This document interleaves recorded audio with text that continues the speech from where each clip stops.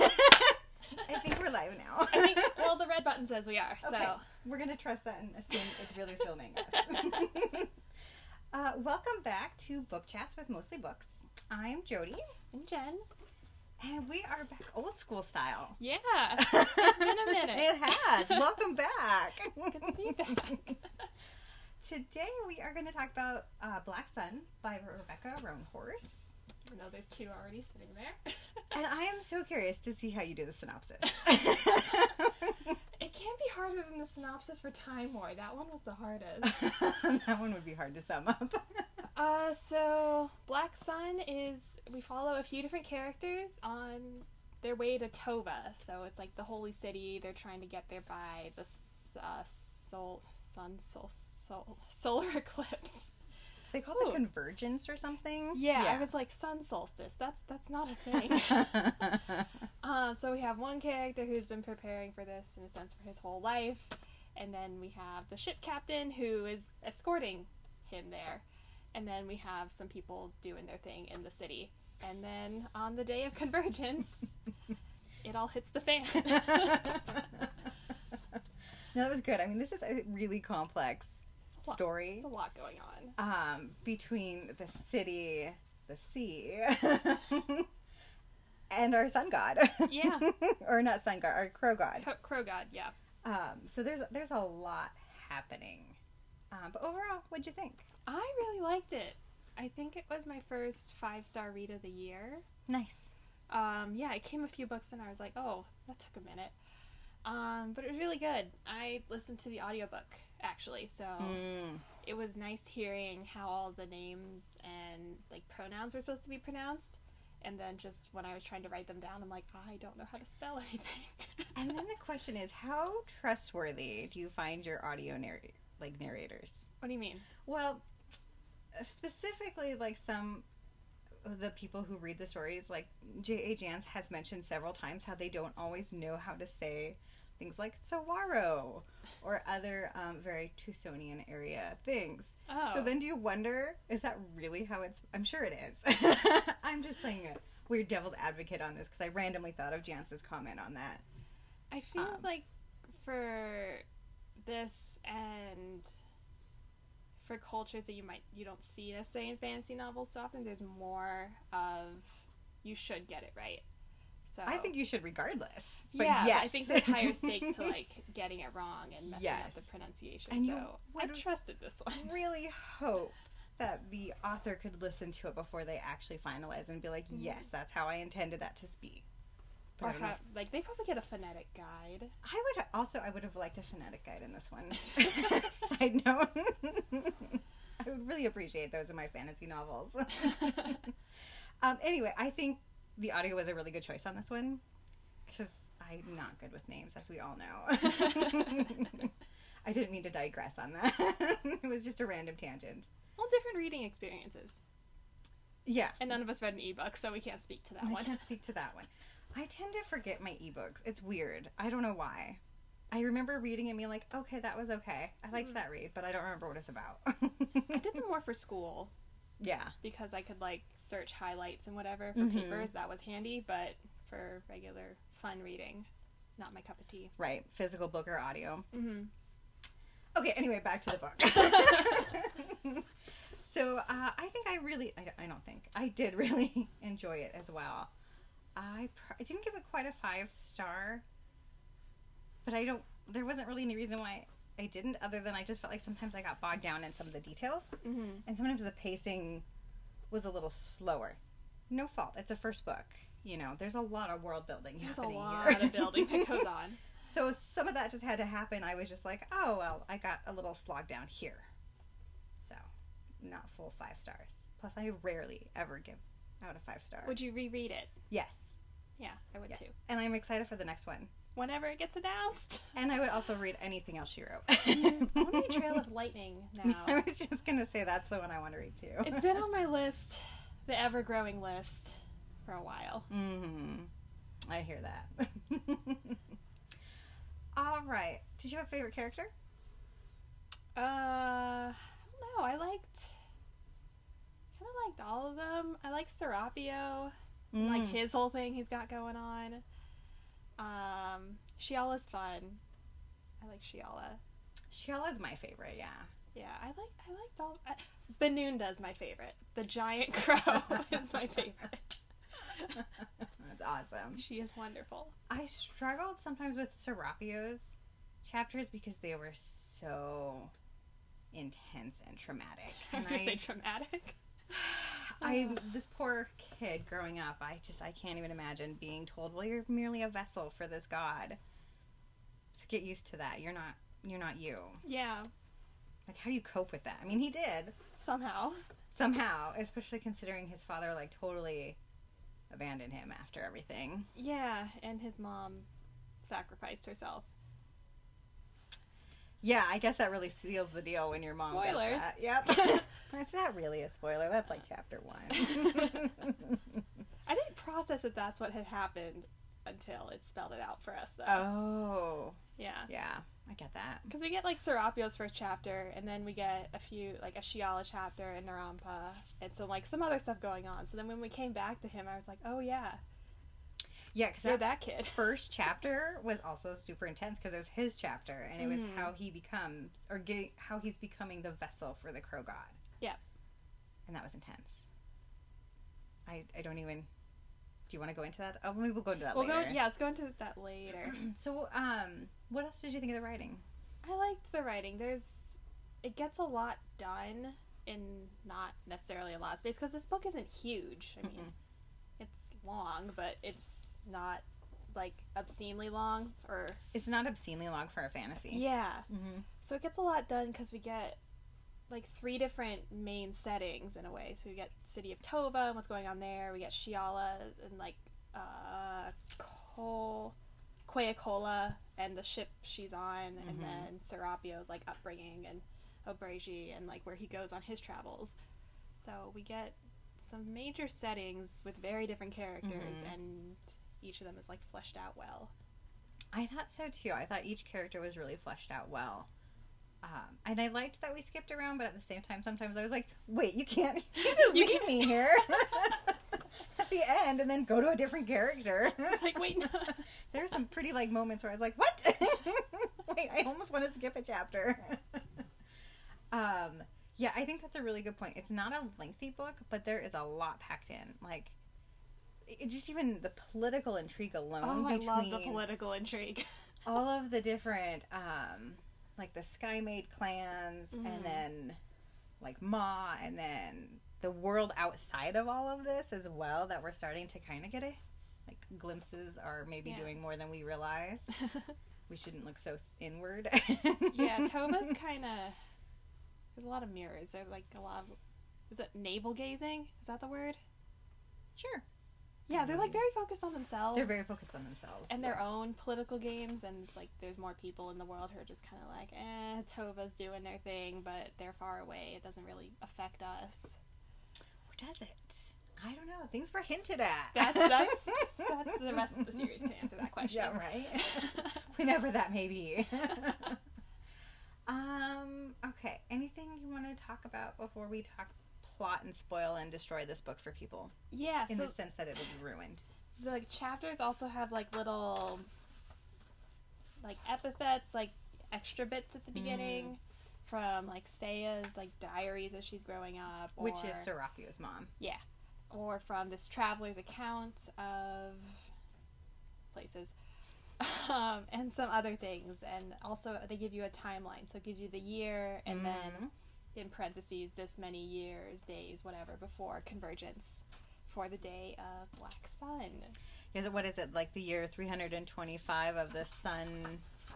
Well, chapter 1 says year 315 of the sun, 10 years before convergence. Right, and most of the others are then, the 325, because then we get to the year of the sun. I really liked those little blips at the beginning. Except for chapter 42. Which we won't talk about yet. Nope. I thought those blips were really insightful. His moms were my favorite. If you could have a favorite of those. They're kind of chilling, because, like, she's a kid writing them. They're absolutely chilling. That girl was incredibly observant and smart and, like, intuitive, I guess, of everything happening around her for 13. Yeah. And her observations of these crows were, like, You're 13.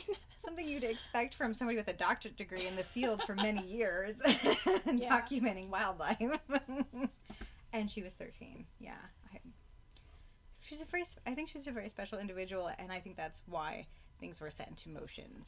And we can discuss that as well later. This whole thing reminded me of, there's like this Tumblr post or kind of that went around. It's like, when crows hold grudges, they are smart, they are intelligent, but when I do it, I'm petty and need to let go. Right? It just kind of reminded me of that. I did really like the one where she said that they hold grudges and they show the rest of the crows as well, so that the entire murder of crows will be like against you if you really torqued them off. If you earned it. Right. And I was like, that's really interesting. You're so smart. Right. Yeah. Anything else? I'm good. I already got the Tumblr post out of there, so we're good. Okay. I think it's safe to say, if you want to read this book, which we highly, highly recommend you do, you should probably leave and come back and finish this later, because we are going to devour and destroy, and you will not have anything left to be surprised about. And you want to be surprised about it. It unfolds really well. Yeah. With the different braids and arcs. Right. I mean, you're basically getting this timeline, and you are ticking down to this event, and I think all of that build-up was really good. Until the end, where it all hits the fan. Right, and then it all explodes. Yeah. So, goodbye, and come back, and the rest of you'll just have to hear about it. Yeah. Okay. What do we want to talk about first on this, then? I didn't I didn't process it the first chapter as Serapio being like the vessel of the god, or I didn't think it would be like as literal. Yeah, or as like sad as it was. Oh my gosh, that first chapter is just heartbreaking. Yeah. I mean, the rituals that he undergoes, which he should have been doing over many years, she had to cram into this like afternoon, was intense alone. And then she has to like close his eyes off, and she puts something over it and stitches his eyes shut so that he because as a god he doesn't need his eyes to see, and that you have to allow the god in through the eyes. Something, yeah. So it was almost like she's like sealing him in with it by closing it, and she's like, and then when you become the god, you'll know what to do with your eyes. And you'll like, he slices him open later. Literally. And slices through the stars. I didn't think that one would be literal again either. I kind of just thought that once he did his godly thing, they would just kind of open. No. This book does not shy away from blood. Yeah.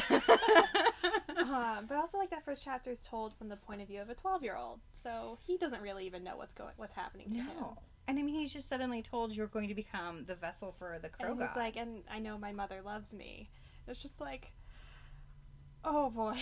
Mm-hmm. And keeping in mind too that they have now locked themselves into a room away so his dad can't find him as well. And then right at the end of all that ritual, the dad's like breaking in, and all of a sudden the mom like flees off the cliff, and you're like, was she fleeing because of the dad?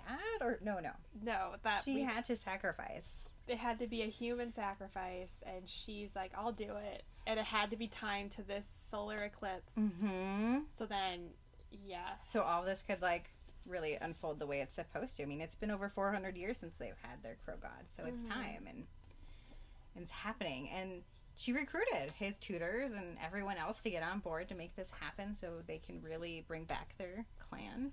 Yeah. It was hard to hear that, like, after he'd gone through all this, like, but kind of, I don't know, satisfying to know that, like, this is the answer to all these questions and why you've had to do all this stuff in your life. Why your teachers tried to kill you a few times. Oh my god, his tutors were horrible until the end. The last one I really liked. But yeah, Poage. The other two, whew. Because Poage's like, listen, kid. Right. This is what your mother did. This is why all this happened. Here's the hard truth, and here's where you're headed. Yep. Yeah, his whole story was just heartbreaking, and I struggled reading some of those, because, I mean, he just didn't even have any love or any, I mean, he knew his mother's love. He always knew that and held on to that, and no matter what other people tried to tell him about her, he's like, no, she was right. Yeah. I am meant to do this. But those were hard chapters. Until he gets on the boat with Shiala. They're fun. They are fun, but I just really like her. She's someone you want to go hang out with. Oh, and the thing with her, I didn't see that coming either. The thing at the end or the mermaid? The mermaid thing. Oh, really? Yeah. Huh. I was saw like, that coming. I'm like, okay, she has like water powers. She can sing songs. She's good at sailing. Nowhere does that say she's gonna become a mermaid. I kind of suspected we were headed that way. I don't know why. I also thought this book was set in space. Yeah, before I opened it. Way different expectations when she opened the book. Yeah. It looks like a space cover. It does until you realize what It's it is, not. and it's nothing like that. No, it's nothing like that. So the mermaid thing took me by surprise. So I also really liked her talents, and I liked that then she was so accepting of him. Mm-hmm. Because she's like, well, who am I to talk? I'm not exactly your normal non-magical person either. Yeah. I liked that she wasn't all that, like, shaken by it. Because, I mean, she was sort of surprised, obviously, when she came out and was like, hi, I had scales. And then she's just like, well, that can happen. okay. Gonna roll with it. She's like, well, everyone already thinks I'm an outcast anyway, so... Right? I guess, why not? Yeah. Anyway, I really liked her, and I liked the relationship between Serapio. Even though... It was sad, too. It was really sad the more she started to fall in love with him, and knowing where he was headed. Yeah, that was rough, too. Yeah. I'm not really sure what else to say on that.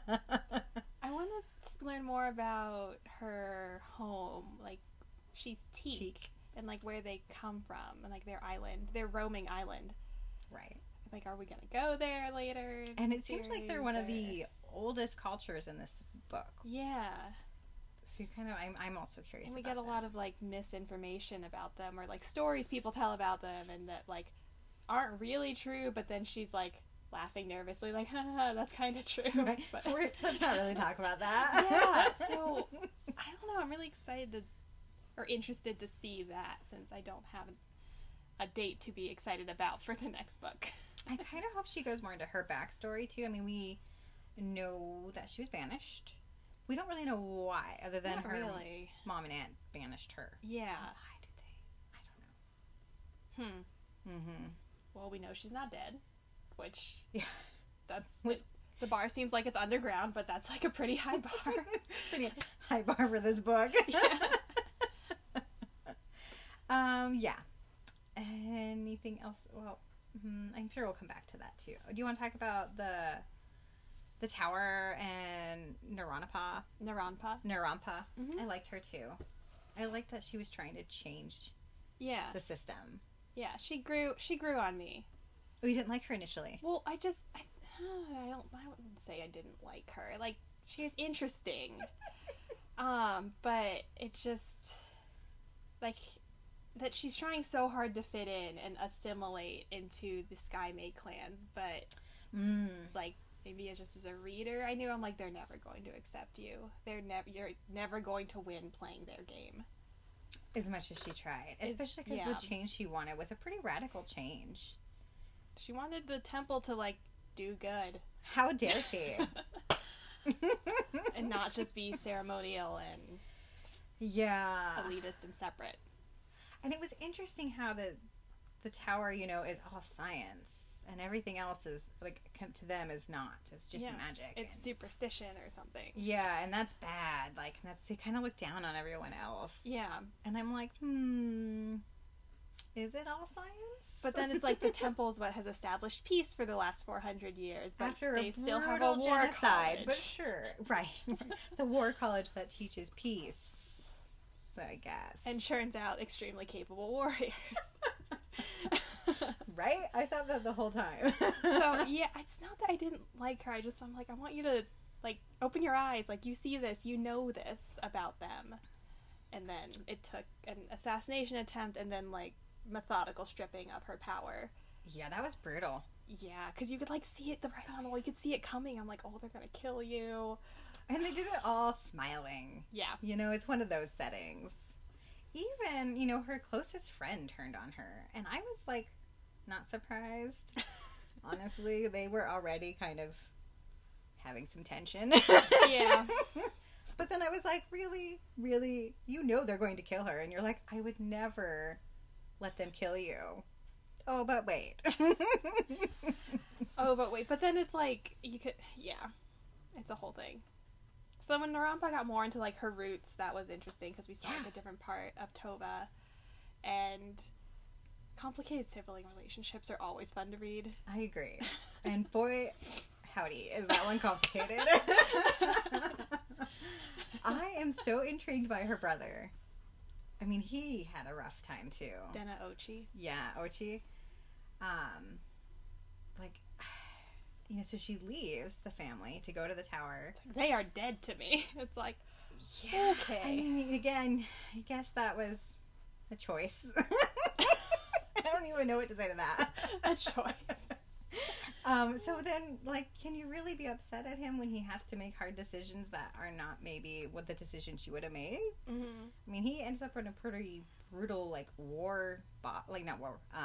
mob boss kind of situation.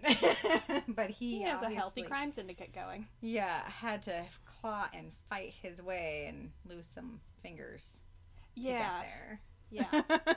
Doesn't he say something like that to her? He's like, how can you, like look down on the desperate choices I made when you're, like, all nice and settled into this lofty tower? Yeah. When you're up in your little high tower, princess. Yeah. Mm-hmm, more or less. And you totally abandoned us, but it's fine. I kept telling Mom even on her deathbed, you'd come back. But you didn't. It's fine. Just, like... Yeah, oh, it totally was. Twist the knife a bit. There was some 20-some years of bitterness coming out. But, like, in the end, he does help her. So it's like, where is this gonna go? He helps her, yes, but I'm sure he has a reason. Yeah. I don't feel that was a free help. No. So, yeah. No, of course not. But... And I really loved that her ending chapter where she is on the bridge. They're going to throw her off the bridge. And then she ends up jumping and does call for the witch that her brother sends help for. Yeah. So I love that ties into her very, very first chapter. Where she's waking up and she's covered in the blood and has the salt in her mouth. And she's like, I'm aware of all of this, but I can't really move. Because I felt really jarred when we met her in that situation. Like, what's going on? Yeah. Where's this headed?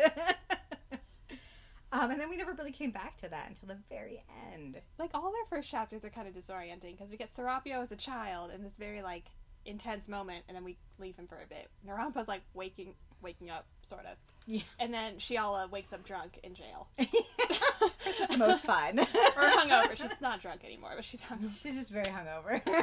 Very much in prison. And she's like, oh, not again. And missing a shoe. Yeah.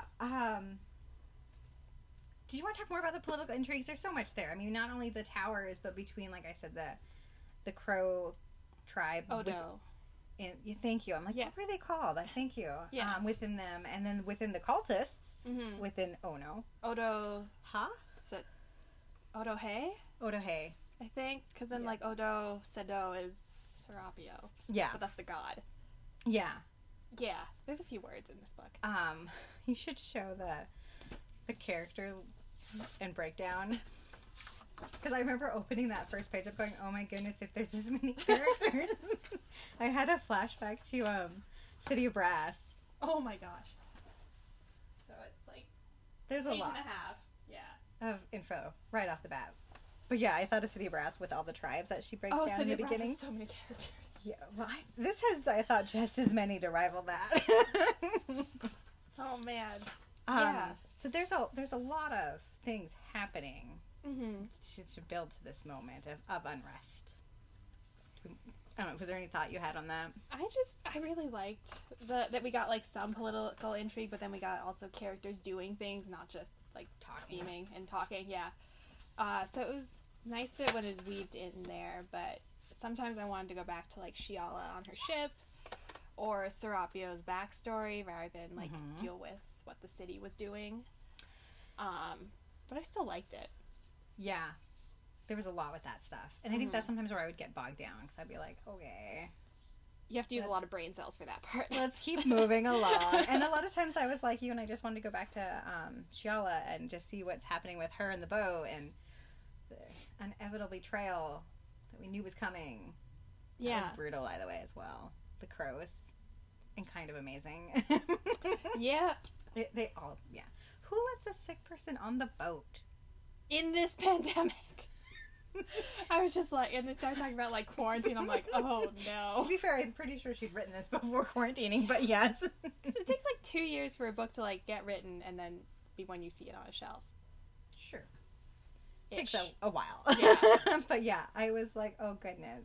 And the whole time you're like, he's just not well. He's still not well. They're like, he's probably fine if he sleeps it off. And I'm just like, not with the year we've just had. There's no way he's fine. There's no way. But then they still like betray her and they got the end. And I like that she was like, well, at least we were quarantined for a while. We aren't going to be sick. Yeah, like, okay. Silver lining. You were locked in a cabin and held hostage on your own ship during a mutiny.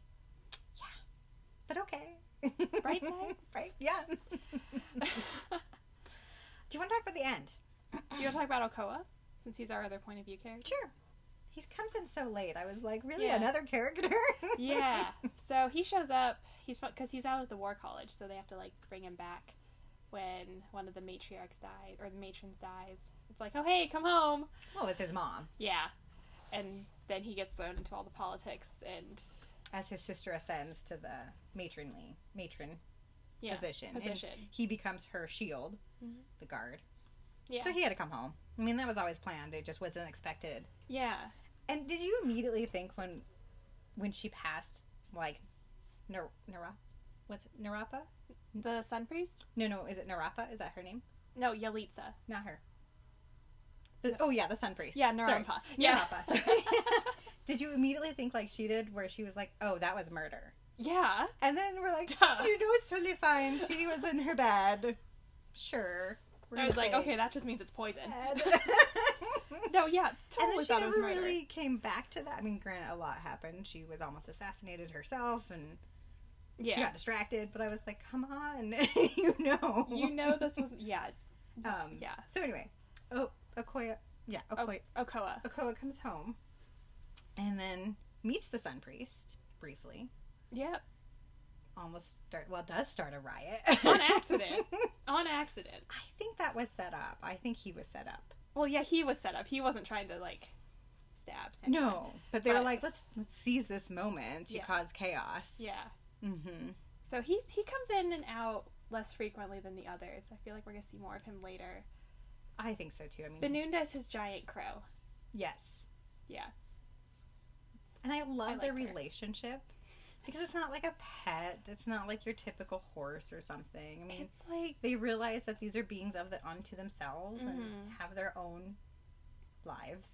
It's kind of like a horse, but also a cat. Because your cat just kind of does what cats do. So I've heard. Not mine. But then, like, the crows also, like, fly them around when they agree to do so. Mm-hmm. Yeah, and that crow specifically helps Serapio in the end. Mm-hmm. So that was pretty cool.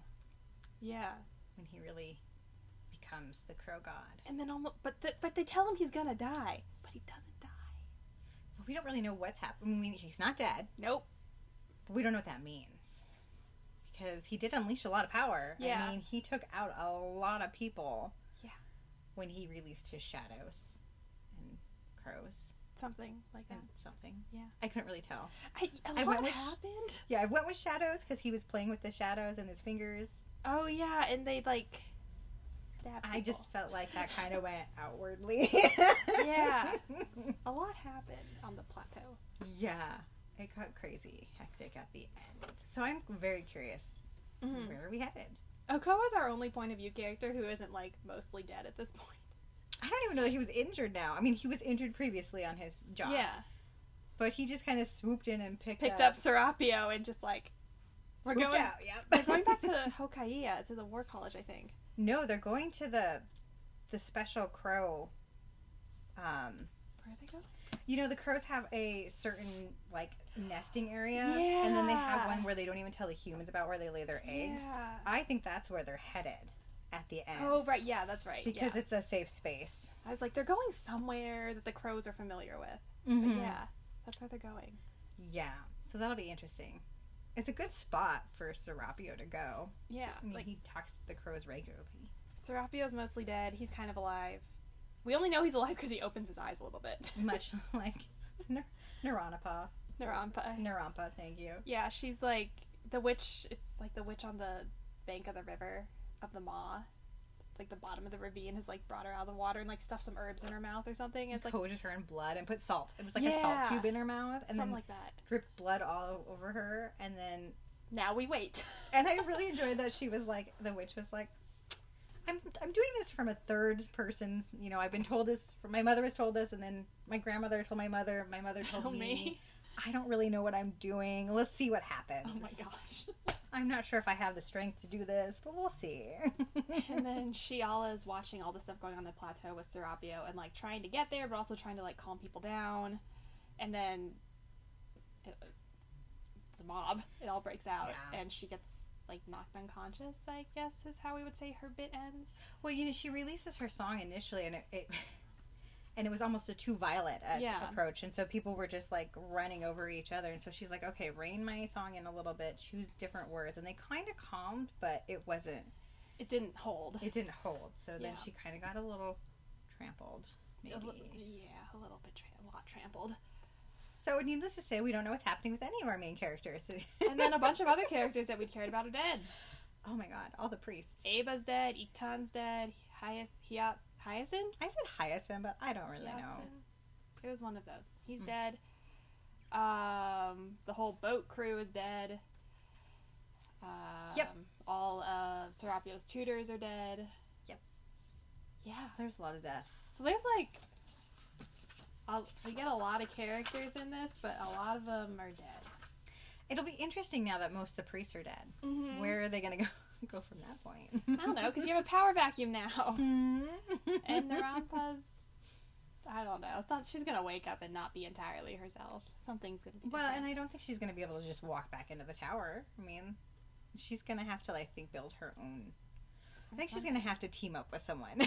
Yeah, but the tower also, like, got rid of a lot of the clan's individual belief systems. So I wonder if, like, those will come back. Oh, I wonder if there'll be a time gap between this one and the next. Maybe. I kind of hope not. I think that would, like, smooth over some of the stuff since all our, like, living characters are mostly still very injured.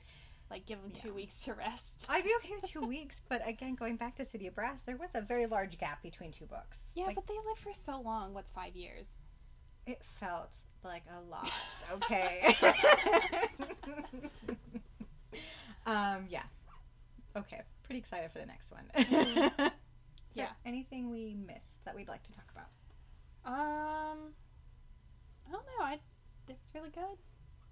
Yeah. Definitely should go read it if you haven't. Yep. It doesn't take place in space. It's not a space opera. Well, it looks like spacey, and then there is like with a ship with only one passenger, and I'm like, oh, that sounds like it could be a spaceship where you have like your pilot and then that's your why one you were person. thinking ship too. Yeah. You weren't thinking pirate ship. I wasn't thinking pirate ship, It's but so this funny. isn't even really that kind of pirate ship. It's just a sailing Although ship. when we met her, I was like, oh, a pirate! Jen's going to be so excited. And then I was like, well, not kind of that pirate, but that's okay. But it was, no space, which is fine. I didn't really want it to be in space anyway. Yeah, this was much better than a space one. I feel this would be a pretty approachable fantasy book if you want to just start getting into fantasy. Like, this would be, it's got a nice epic world building, but it's not huge to begin with. Mm-hmm. And there's a lot happening, but you get a little bit trapped in the politics, but not like you can in some epic books. And the magic isn't, I don't know, it's not super complicated. I was going to say accessible, but I'm not sure that that's a very good word. It's not like your magic systems where you have 5,000 spells and you have specialized equipment you always have to use to do them. Right. it's very specific to different characters. They have different ways of using it. So I don't know. I liked that. I do too. But that's the type of magic I prefer. I'm not so much into the spells and potions. I would rather it just come from within. You should just have it. It should be more like an art. Yes, exactly. Which, you know, is interesting because that has been referenced to the priests as being actually, like, magically talented, and even though they're pretending they're not. And they're like, it's just astronomy. Well, it'll be interesting to see if they actually are. Yeah. Because Serapio's last priest hinted that you can be trained all you want, but some of you will never get to the next level because you're not, like, you have no magical inclination, basically. I don't know if that's actually going to become true, but that was sort of hinted at in this book. Yeah, it'll be interesting to see how it unfolds. Yes. Yep. Okay, so go read this. We will not be having our book chat on April 4th, but we will be returning the next weekend. Mm-hmm. And it will be with Jen and I again. Yeah. And we're going to do Cemetery Boys. Do you want to chat about that one at all? It's a paranormal romance, YA paranormal romance. I don't know what I'm going to say because I read the description, but that was months ago. Yeah. I don't remember, just knew I wanted to read it. That's how I felt too. Sadly, we will know when we talk about it, what it's about. I know it's like one of the characters is a ghost, like one of the characters, like... Cemetery Boys. At any rate, I just remember... a ghost, and now he can't get rid of him. Oh, well, there you go. See, it's going to be a ghost story. That'll be fun. Yeah.